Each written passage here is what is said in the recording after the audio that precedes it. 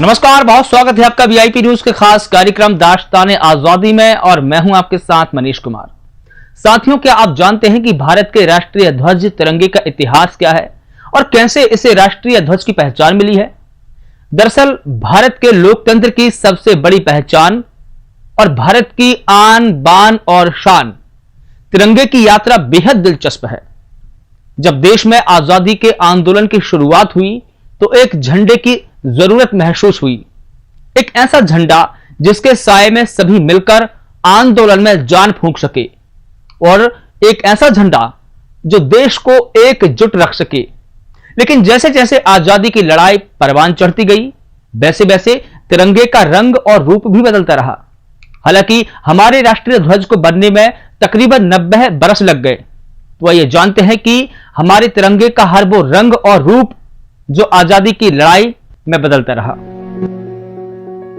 आजादी से पहले भारत में 562 से अधिक रियासतें थी और इन सभी रियासतों के भी अलग अलग झंडे हुआ करते थे। गुलामी के दौर में ब्रिटिश भारत का झंडा यूनियन जैक से प्रभावित था, जिसका भारत की संस्कृति और इतिहास से कोई संबंध नहीं था। ये ध्वज भारत का नहीं बल्कि भारत की गुलामी का प्रतीक था।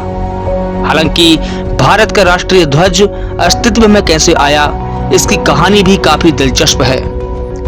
20वीं शताब्दी में अंग्रेजों के खिलाफ जैसे जैसे भारत की आजादी का आंदोलन मजबूत हुआ, वैसे वैसे लोगों को एक राष्ट्रीय ध्वज की जरूरत महसूस हुई जो पूरे देश को एकजुट रख सके। वर्ष 1905 में जब अंग्रेजों ने धर्म के आधार पर संयुक्त बंगाल का विभाजन किया, उस समय इसका जबरदस्त विरोध हुआ। क्रांतिकारियों ने तय किया कि वो इस विभाजन के विरोध में एक राष्ट्रीय ध्वज तैयार करेंगे और इसे कलकत्ता में फहराया जाएगा। इस रणनीति के तहत वर्ष 1906 में स्वतंत्र प्रसाद बोस और सुकुमार मित्र ने एक झंडे का डिजाइन तैयार किया। इस झंडे को तब कलकत्ता के ग्रीन पार्क में पहली दफा फहराया गया और उस समय अंग्रेज हिंदू और मुसलमानों को अपनी फूट डालो राज करो की नीति के तहत बांटना चाहते थे। इसलिए इस झंडे को इस तरह डिजाइन किया गया कि इससे हिंदू और मुसलमानों को एकजुट किया जा सके और उनके बीच सांप्रदायिक सौहार्द बना रहे।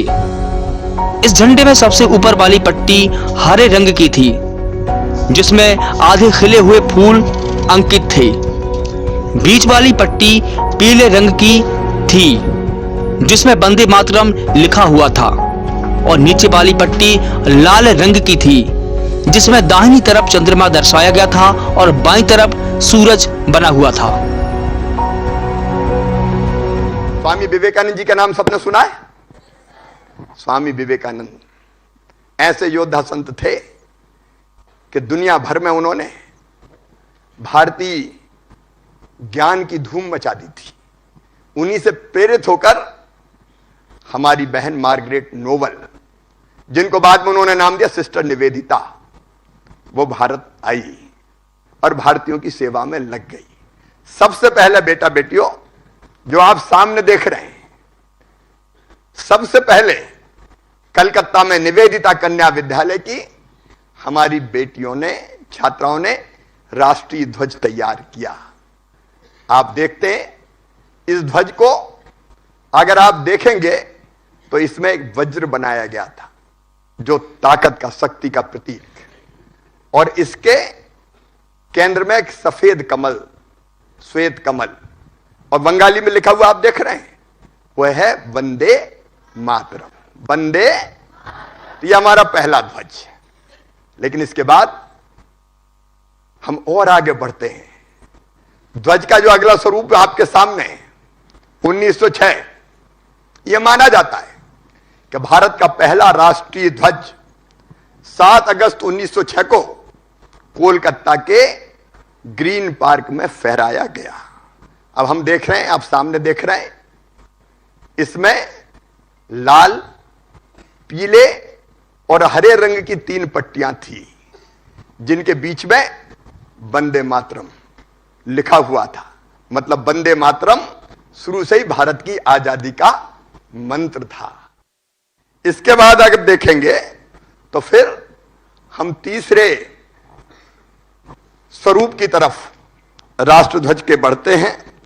और यह तीसरा स्वरूप 1907 में मैडम भीकाजी कामा, ये सुप्रसिद्ध स्वतंत्रता संग्राम सेनानी थी, क्रांतिकारी थी। भारत से उनको निर्वासित किया गया था, लेकिन जर्मनी में भी उन्होंने, जर्मनी में सोशलिस्ट कांग्रेस बना और सोशलिस्ट कांग्रेस के अधिवेशन में उन्होंने यह ध्वज फहराया था। विदेशी भूमि पर फहराया जाने वाला यह पहला भारतीय ध्वज था। 23 अप्रैल 1916 को एक बार फिर से तिरंगे में बदलाव हुआ और इसी साल बाल गंगाधर तिलक ने एनी बेसेंट के साथ मिलकर और मोहम्मद अली जिन्ना के साथ मिलकर होम रूल लीग की स्थापना की थी। होम रूल लीग को अंग्रेजों के खिलाफ आजादी के आंदोलन से जोड़ने के लिए तिरंगे का रंग एक बार फिर बदल दिया गया, लेकिन इस बार का झंडा पहले के झंडों से बिल्कुल अलग था। साल 1917 में लोकमान्य तिलक और एनी बेसेंट द्वारा एक बार फिर नए झंडे का डिजाइन तैयार किया गया। ये बात उस समय की है जब देश में होम रूल लीग अपने चरम पर था। इसके तहत ये क्रांतिकारी अंग्रेजों से संपूर्ण आजादी की मांग नहीं कर रहे थे, बल्कि ये चाहते थे कि अंग्रेज भारतीय नागरिकों को भी उनकी व्यवस्था में शासन करने का अधिकार दें। इसलिए इस आंदोलन के दौरान जो झंडा डिजाइन हुआ उसमें यूनियन जैक को भी रखा गया। इस नए झंडे में 5 लाल पट्टियां और 4 हरी पट्टियां बनाई गई। इसमें 7 तारे भी बनाए गए जो जिन्हें सप्तऋषि का प्रतीक माना जाता है। इस झंडे की बाईं तरफ ब्रिटिश राज का झंडा भी बनाया गया और दाहिनी तरफ अर्ध चांद और तारे को भी बनाया गया। इस झंडे को कलकत्ता में पहली बार कांग्रेस के अधिवेशन में फहराया गया। फिर 1917 आया। 1917 में एक आंदोलन उस समय चल रहा था। Lokmanya Tilak, madam Annie Besant थी विदेशी, लेकिन भारत की भक्त थी। भारत का ज्ञान, भारत के विज्ञान, भारत का अध्यात्म वो उनके रग रग में रचा बसा था। लोकमान्य तिलक ने उस समय भारत में स्वशासन की स्थापना के उद्देश्य से एक होम रूल आंदोलन चल रहा था। होम रूल का मतलब ब्रिटिश गवर्नमेंट के अंतर्गत ही एक स्वशासन का अधिकार और अधिक अधिकार यह भारत को मिले। तो होम रूल आंदोलन उसके प्रमुख भाग के रूप में एक नया झंडा अपनाया गया। आप देखेंगे इसमें आपको 5 लाल और 4 हरी आड़ी धारियां दिखेंगी। भारत में तिरंगे के कई रंग और कई रूप बदले, लेकिन अभी तक यह आम सहमति नहीं बन पाई थी कि किस ध्वज को राष्ट्रीय ध्वज की संज्ञा दी जाए। और इस बीच में आंध्र प्रदेश के पिंगली वेंकैया एक नए तिरंगे को डिजाइन करने में जुटे हुए थे। उन्होंने 1916 से लेकर वर्ष 1921 तक 30 देशों के राष्ट्रीय ध्वजों पर गहराई से अध्ययन किया और वर्ष 1921 में कांग्रेस के सम्मेलन में उन्होंने एक नए राष्ट्रीय ध्वज का डिजाइन पेश किया।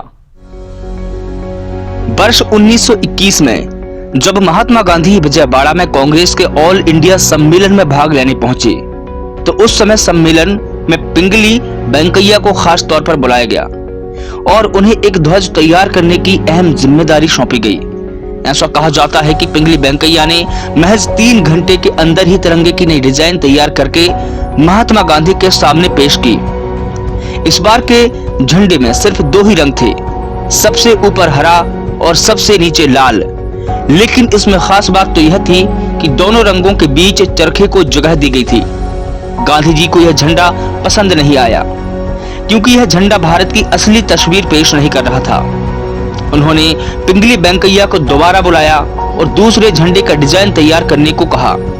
पिंगली वेंकैया ने एक बार फिर राष्ट्रीय झंडा तैयार किया, जिसमें सबसे ऊपर सफेद रंग को जगह दी गई, बीच में हरे रंग और नीचे लाल रंग को जगह दी गई और तीनों रंगों पर एक चरखा बना हुआ था। एक अलग युग आया और उस युग में महात्मा गांधी लोगों की श्रद्धा का केंद्र बन गए, लगभग पूरे भारत का दिल जीत लिया और आजादी की लड़ाई के मार्गदर्शक बन गए। 1921 में महात्मा गांधी ने यह महसूस किया कि एक राष्ट्रीय ध्वज होना चाहिए, हमारे देश का एक राष्ट्रीय ध्वज, एक भारतीय ध्वज। यह महात्मा गांधी जी ने इसकी आवश्यकता महसूस की और महात्मा गांधी जी ने यह काम दिया ध्वज बनाने का, ध्वज के स्वरूप को बनाने का श्री पिंगली वेंकैया जी को। साल 1921 में पिंगली वेंकैया द्वारा तैयार किए गए झंडे को भी आम सहमति नहीं मिल पाई और अब 2 अप्रैल 1931 को अखिल भारतीय कांग्रेस कमेटी ने एक राष्ट्रीय कमेटी बनाई जिसमें 7 लोगों को सदस्य बनाया गया। इस कमेटी को एक ऐसा झंडा तैयार करने की जिम्मेदारी सौंपी गई जो हर धर्म और हर समुदाय के लोगों को मंजूर हो। अगस्त 1921 में कराची में कांग्रेस ने अपने वार्षिक सम्मेलन में तिरंगे को राष्ट्रीय ध्वज के रूप में अपनाने का प्रस्ताव पेश किया। हालांकि इस ध्वज को पिंगली वेंकैया ने नए रूप में पेश किया था। इस ध्वज में लाल रंग को हटाकर केसरिया रंग शामिल किया गया। सबसे ऊपर केसरिया रंग की पट्टी, बीच में सफेद रंग की पट्टी और सबसे नीचे हरे रंग की पट्टी थी और सफेद रंग की पट्टी पर बीच में नीले रंग का चरखा बना हुआ था। केसरिया रंग को साहस का, सफेद रंग को सच और शांति का, हरे रंग को विश्वास और समृद्धि का प्रतीक माना गया। इसके अलावा नीले रंग के चरखे को आर्थिक विकास का प्रतीक माना गया। इस झंडे को सभी ने सर्वसम्मति से अपना लिया और फिर इसी झंडे के साए में अंग्रेजों के विरुद्ध अंतिम लड़ाई लड़ी गई।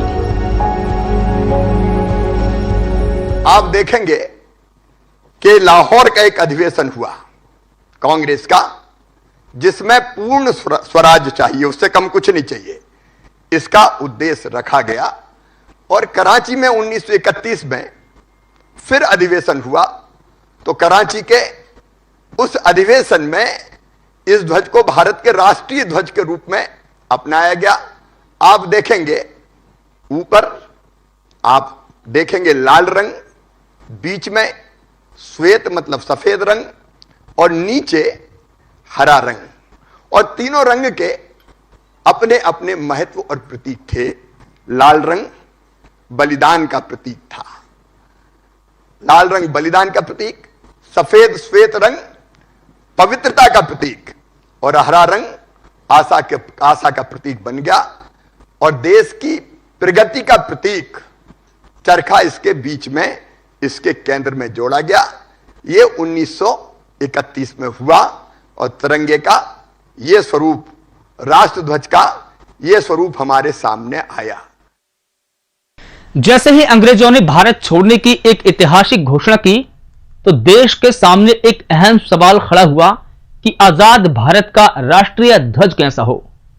राष्ट्रीय ध्वज को अंतिम रूप देने के लिए 23 जून 1947 को संविधान सभा में डॉक्टर राजेंद्र प्रसाद के नेतृत्व में एक कमेटी का गठन किया गया, जिसे आजाद भारत के राष्ट्रीय ध्वज को तैयार करने की एक अहम जिम्मेदारी सौंपी गई।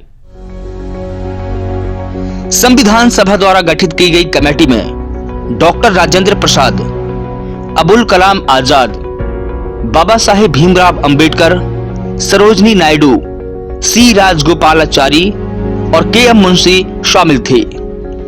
3 हफ्ते तक चली बैठक के बाद 14 जुलाई 1947 को संविधान सभा की एडहॉक कमेटी ने सुझाव दिया कि अखिल भारतीय कांग्रेस कमेटी के झंडे को ही राष्ट्रीय ध्वज मान लिया जाए।